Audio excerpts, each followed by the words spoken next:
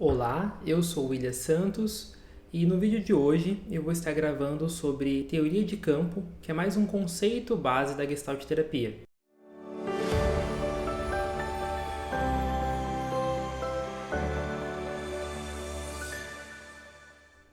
Antes de mais nada, eu quero pedir que você deixe um comentário, deixe o seu curtir, porque não tem sido fácil gravar esses vídeos. Semana passada mesmo não consegui nem estar presente aqui.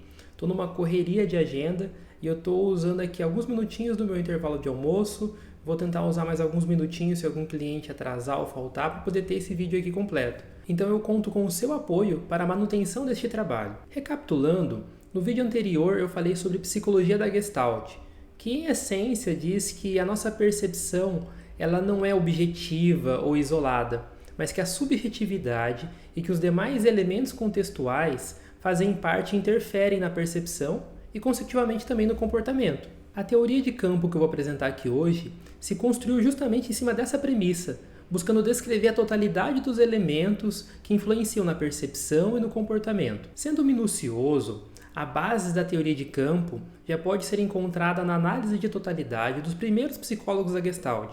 Mas foi Kurt Lewin, um acadêmico que trabalhou ali com Weitmer, Kuller e Köfgen, que extrapolou a teoria desses três e aplicou ela na análise do comportamento da pessoa no seu meio social. Nessa teoria, Lewin criticou o pensamento classificatório e estatístico subjacente na psicologia, que é aquele que agrupa os comportamentos ou as pessoas pelas suas semelhanças e então fica fazendo conclusões ou comparações de uma maneira abstrata, e propôs uma maneira descritiva, que busca compreender quem que é o homem, quem ele está sendo no momento, no intuito de avaliar as forças que o atravessam e influenciam o seu comportamento no presente. Dentro dessa compreensão de campo, é muito limitado e infrutífero falar que alguém age de determinada maneira porque é depressivo ou qualquer outra classificação.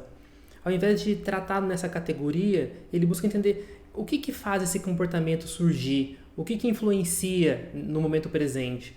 Até porque dois depressivos diferentes podem apresentar comportamentos muito diferentes, ou então até aparentemente semelhantes, mas com funções diferentes. O conceito de campo nos faz um apelo a não considerarmos os comportamentos de forma isolada e descontextualizada, mas sempre entender esse comportamento a partir da relação que ele tem com a totalidade de todos os outros elementos envolvidos. Nos convida a olhar para a complexidade da vida, no intuito de descrever de uma maneira lógica e objetiva as forças presentes no campo por trás de um comportamento. O Levy propôs uma teoria que ele chamou de método de construção, onde ele buscou expressar de uma maneira geométrica e também usando linguagem matemática as forças do campo. De maneira bem simplista, ele descreveu como um círculo fechado a pessoa, e dentro desse círculo pezinho que é a pessoa, ele disse que ali está todas as sensações corporais, os pensamentos, as fantasias, lembranças do passado, ou então objetivos, expectativas para o futuro. Tudo ali faz parte dessa pessoa como elementos do campo. Ele coloca até que se algo do passado realmente fosse passado, ele já não estaria presente. Se está presente é porque algo ficou no presente. Até porque quando a gente lembra de algo do passado, a gente faz esse processo de lembrar no presente.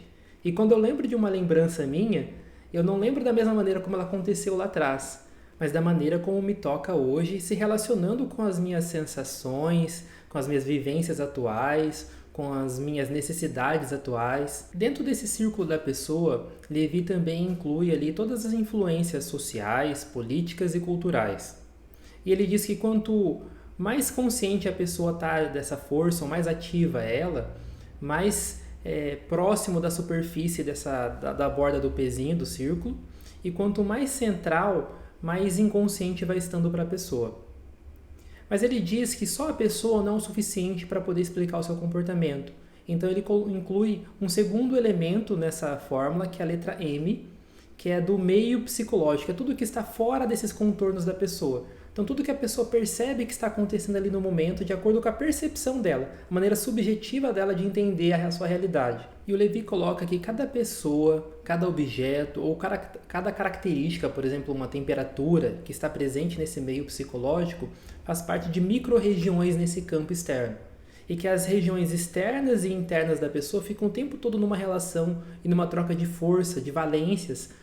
Disso vai resultando o comportamento da pessoa no momento presente. Levi chegou então em uma fórmula que foi V de espaço vital igual a P de pessoa mais M de meio psicológico, representando que o espaço vital é o campo psicológico e subjetivo que inclui tudo o que está influenciando o comportamento da pessoa em determinado momento. Assim, o Levi postulou que esse espaço vital, esse V, ele é extremamente singular, de maneira que cada pessoa percebe o meio de uma maneira diferente, porque tem lembranças diferentes, objetivos diferentes, fantasias, influências, conceitos, e percebe determinados elementos do campo diferentes, assim como ele é sempre provisório e nunca estático. Porque cada elemento novo que se integra nesse espaço vital, cada coisa que eu percebo é afetado por esse campo e modifica ele, de maneira que eu estou sempre me modificando dia após dia. É aquela história de que a mesma pessoa voltando no mesmo rio não tem a mesma experiência, porque lá no fundo já não é a mesma pessoa e já não são as mesmas águas. O que ele está colocando aqui é que, numa dinâmica saudável, não apenas pessoas diferentes têm percepções diferentes, quanto uma mesma pessoa tem percepções diferentes de acordo com novas situações, num processo sempre fluido. E ele colocou que o comportamento ele é fruto desse espaço vital. Ele é uma função desse espaço vital, dessa dinâmica de forças e interação. Percebam que esse pensamento de campo ele é diferente de um pensamento linear de causa e efeito, que diz que algo que aconteceu no passado determina o comportamento no presente. Dentro de uma visão de campo, aquilo que aconteceu lá no passado, ele aconteceu dentro de uma dinâmica de campo e ele é apenas um dos elementos influentes que modificou meu espaço vital, que também vai sendo modificado por cada configuração e cada contato ou relação nova que eu vou vivenciando ao longo do tempo. Então, não é só um pai lá atrás que era muito opressor que me fez ser uma pessoa introjetiva. Também teve relações no colégio com colegas, também teve relações com uma namorada, e relações que tanto foram aumentando esse traço introjetivo meu, quanto às vezes diminuindo. De maneira que o resultado final do que eu estou sendo hoje é reflexo de todos esses contatos que eu fui tendo ao longo de toda a minha história que foi me transformando. Então, influenciados pela teoria de campo, ao invés de, quando a gente olha um comportamento de um nosso cliente ali na nossa frente, a gente tentar categorizar esse comportamento e interpretar ele a partir de uma teoria, a gente vai tentar descrever as forças que influenciam esse comportamento, entender a awareness dessa pessoa no aqui e agora e ver se esse comportamento está sintonizado realmente ao campo que ela está vivenciando, o que denomina ele como saudável, ou então se esse comportamento da pessoa está sendo afetado por situações mal resolvidas, inacabadas do seu passado, que a gente chama de gestaltes abertas, no intuito de trabalhar essas figuras e resgatar a capacidade de fluidez da pessoa, ou seja, de resgatar um campo saudável, onde todo elemento que se integra a esse campo seja analisado pelas forças do aqui e agora e não contaminado por questões mal resolvidas.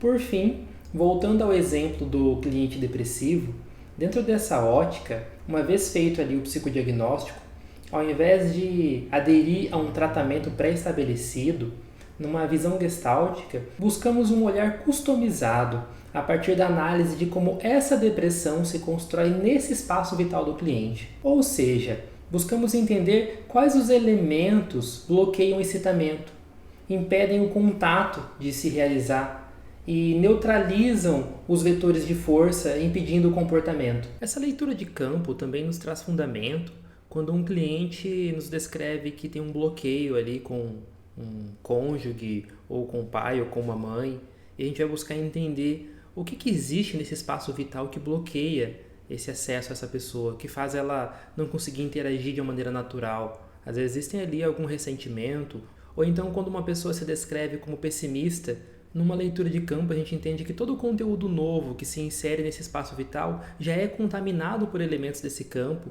de às vezes marcas do passado, ali, resquícios de decepção, de insatisfação, crenças de que nada vai dar certo, gestaltes abertas. Ou então quando um cliente nos descreve que teve uma crise emocional do nada e não consegue entender o sentido dela, e a gente vai pedir para que ele volte para essa situação dentro de um experimento e tente reviver esse espaço vital para entender que forças, que elementos ali que ele percebeu naquele momento e que lhe atravessaram para ele criar aquele ajustamento. Entendem aonde eu quero chegar? A teoria de campo ela nos fundamenta o nosso olhar clínico. Ela nos ajuda a entender como que o comportamento, como que o ajustamento da pessoa se manifesta no aqui e agora. Então, se você gostou desse vídeo, lembra de comentar. Se ficou alguma dúvida, porque eu estou tentando ser bem sucinto nos assuntos, pode deixar aí nos comentários.